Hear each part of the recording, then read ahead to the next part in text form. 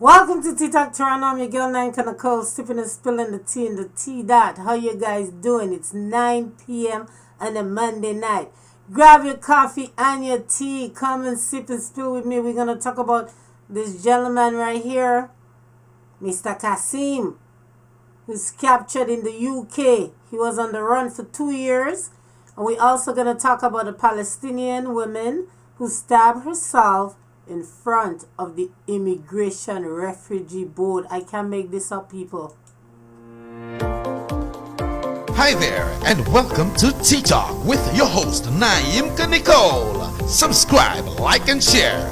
Tea Talk, where we sip and spill that tea on celebrity gossip, pop culture, and mainstream media.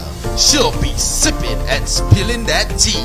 Tea Talk with Naim Nicole. Welcome back. You guys know how I feel about the homeless, but we're going to talk about after. Let's talk about Mr. Kassim, okay? So, back in 2020, he was wanted, okay? And he was on the run. So, this is what happened. He was in his SUV when he fired two shots. Two other people was in a car. And according to the Daily Mail, he fired after them.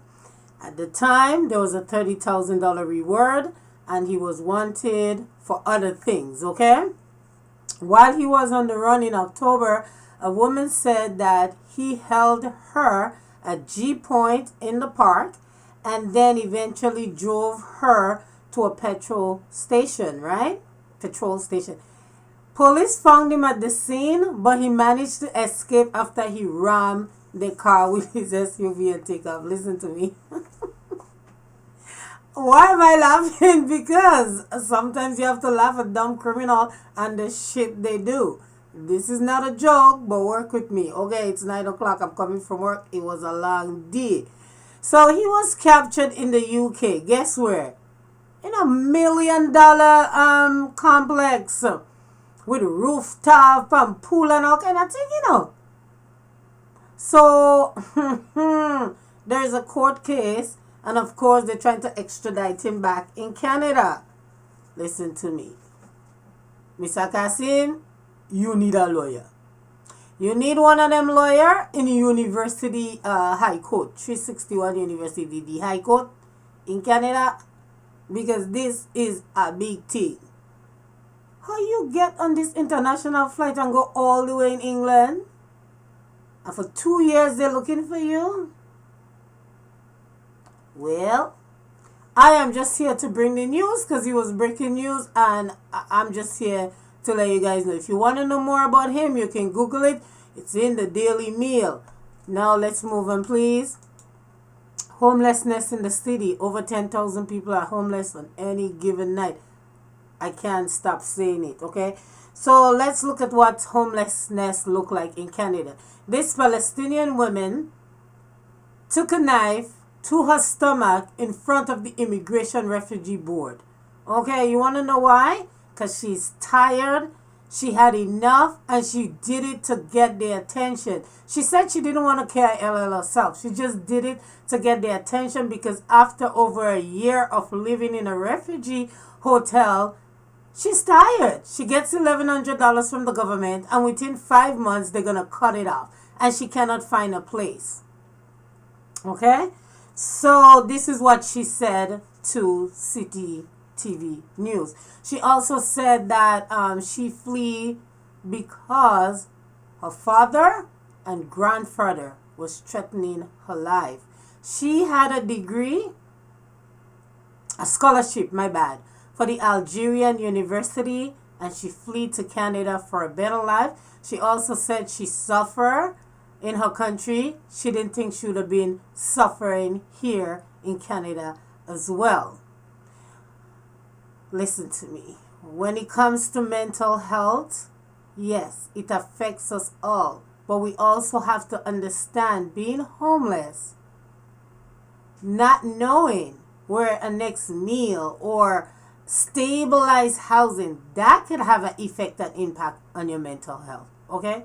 If someone is not in a comfortable bed or not knowing like what's gonna happen next. Remember, she's living in a hotel, and I'm sure it's being shared with people she doesn't know. She also said she's very uncomfortable sharing space with men.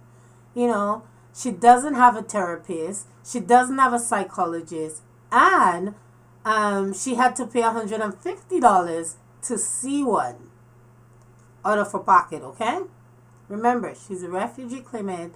She come here for safety. She's living in a hotel, and this is the effect and impact it's having on her, that she took a knife in front of the Immigration Refugee Board to her stomach to get their attention.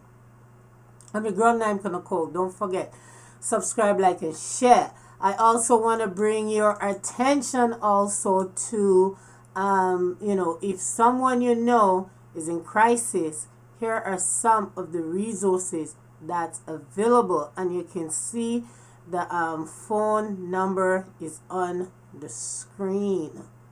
Okay. Another thing before I go, as we continue the holiday, help us help the homeless. We are a community-based organization that focus on helping and making the world around us a better place. Hope for Homeless, we are filling the backpack.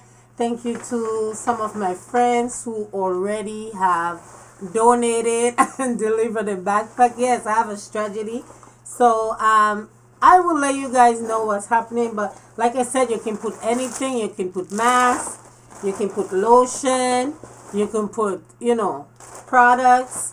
We would like snacks. Not so much tin stuff, because we want things that they can eat on the go. And we also want gloves, sweaters, things like that. And of course, we're accepting snacks. What's wrong with you guys, So don't forget, subscribe, like, and share. Tell a friend to tell a friend.